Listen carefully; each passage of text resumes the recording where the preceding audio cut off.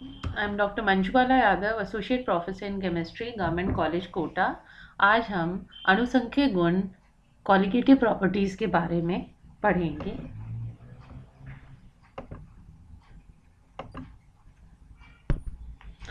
सबसे पहले colligative properties किन्हें कहते हैं, अणुसंख्यक गुणधर्म किन्हें कहते हैं। तो हम कहते हैं कि विलयनों के वे भौतिक गुण जिनके मान तनु विलयन के इकाई आयतन में घुले हुए विलयन के कणों की संख्या पर निर्भर करते हैं, न कि विलय की प्रकृति, उन्हें हम अणुसंख्यक गुणधर्म कहते हैं। यानी कि विलयनों के हम किन की बात कर रहे हैं, भौतिक गुणों की बात कर रहे हैं, और जिनके मान जो है वो तनु विलयन के इकाई आयतन में घुले हुए विलय के कणों की संख्या पर निर्भर करते हैं, उसकी प्रकृति पर निर्भर नहीं करते हैं। अवाष्पशील विलय की तनु विलयनों की अवस्था में निम्नलिखित अणुसंख्यक गुणधर्म का अध्ययन करेंगे जो उस तंत्र में उपस्थित विलय के कणों की संख्या पर निर्भर करते हैं। वास्तव में ये गुणधर्म विलायक की प्रकृति पर निर्भर करते हैं।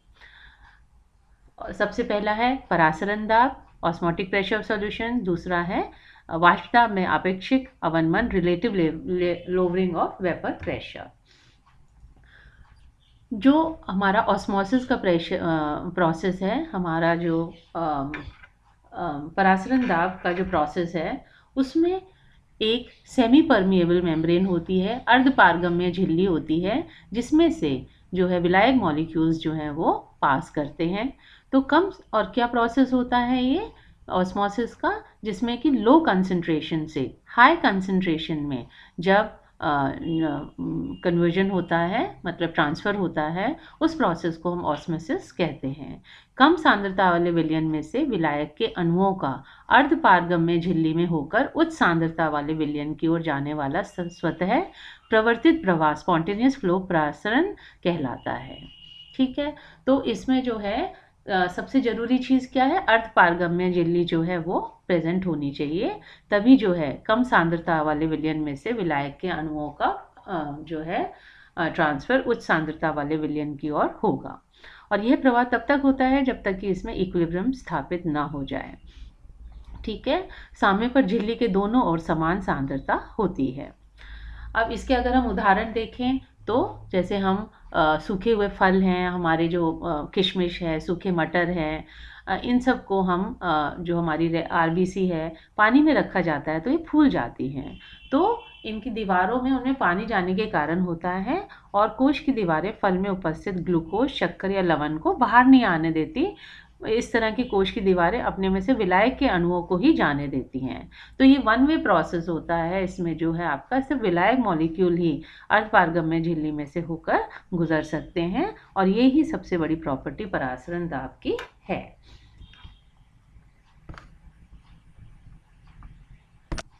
अब अगर हम अंतर देखें परासरण और विसरण, तो परासरण हमेशा अर्धपारगम्य झिल्ली द्वारा होता है, जबकि विसरण के लिए इसकी आवश्यकता नहीं होती। परासरण में हमेशा विलायक के अणु कम सांद्रता वाले विलयन से अधिक सांद्रता वाले विलयन की ओर गमन करते हैं, जबकि विसरण में विलय एवं विलायक के अणु उच्च सांद्रता वाले विलयन से कम सांद्रता वाले विलयन की ओर सांद्रता समान होने तक चलते हैं। परासरण में केवल विलायक के अणु ही चलते हैं, विसरण में विलय तथा विलायक दोनों के अणु चलते हैं। दाब बढ़ाकर परासरण को रोका जा सकता है, जबकि दाब बढ़ाकर विसरण को नहीं रोका जा सकता। परासरण गैसों में कभी नहीं होता है, विसरण कभी कभी विलयनों में भी हो सकता है।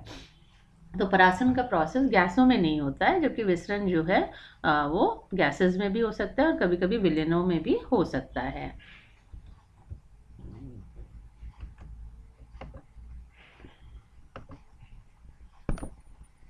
अब अगर हम अर्धपारगम्य झिल्ली के बारे में पढ़ें, तो यह झिल्ली जिसमें से होकर विलायक के अणु तो जा सकें लेकिन विलय के अणु प्रवेश न कर सके, उसे अर्धपारगम्य झिल्ली बोलते हैं।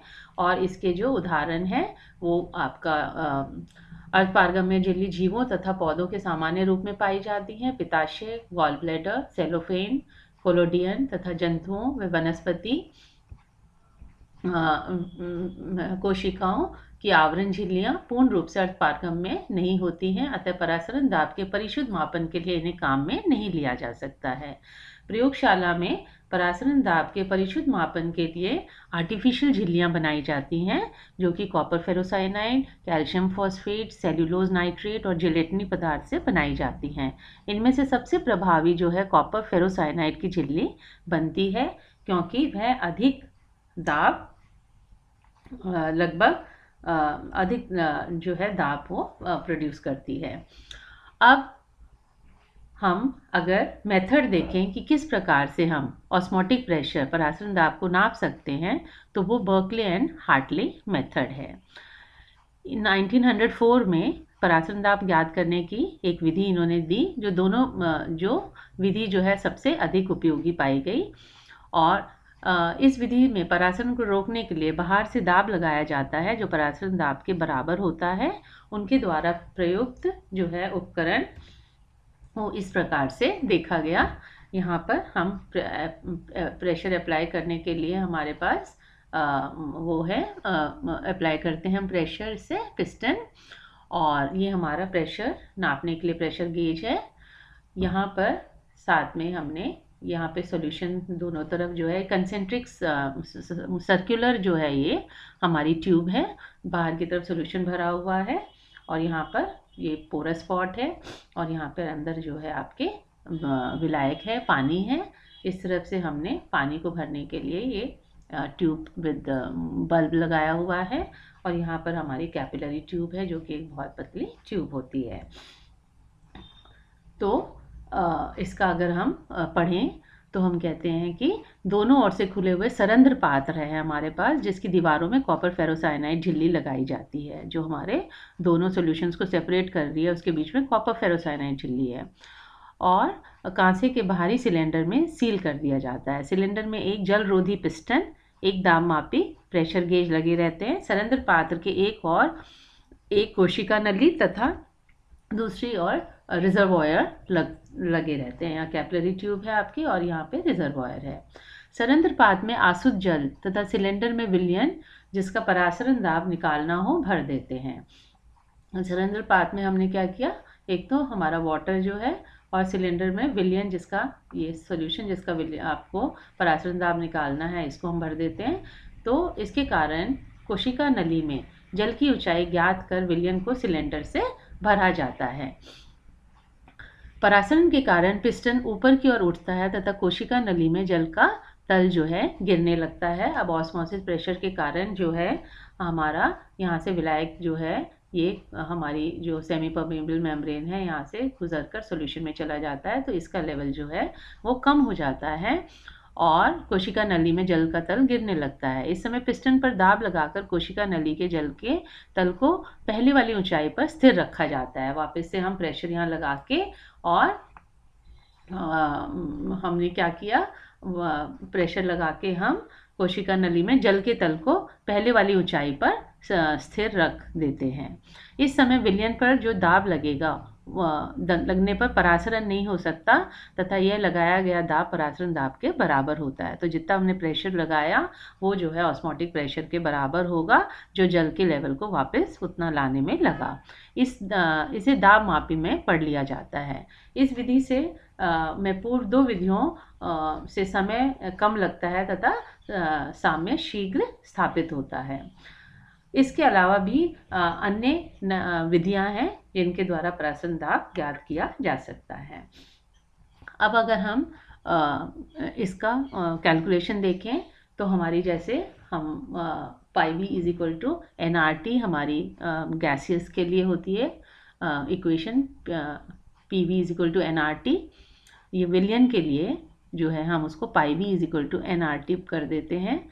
Pi is equal to N/VRT, pi is equal to CRT। ठीक है, तो यहाँ पे जो हमारा पाई है वो ऑस्मोटिक प्रेशर है, और सांद्रता जो है हमारी जितने मोल्स जितने विलयन में घुले हुए हैं, विलयन की सांद्रता मोल प्रति लीटर है। समीकरण 28 के अनुसार परासरण दाब सांद्रता अर्थात विलय के मोल या अणुओं के प्रति लीटर विलयन में संख्या के समानुपाती होता है। जो हमारा पाई है वो किसके प्रोपोर्शनल है, वो हमारे जो नंबर ऑफ मोल्स या अणुओं के प्रति लीटर विलयन में संख्या के समानुपाती है, यानी कि कंसंट्रेशन के समानुपाती है।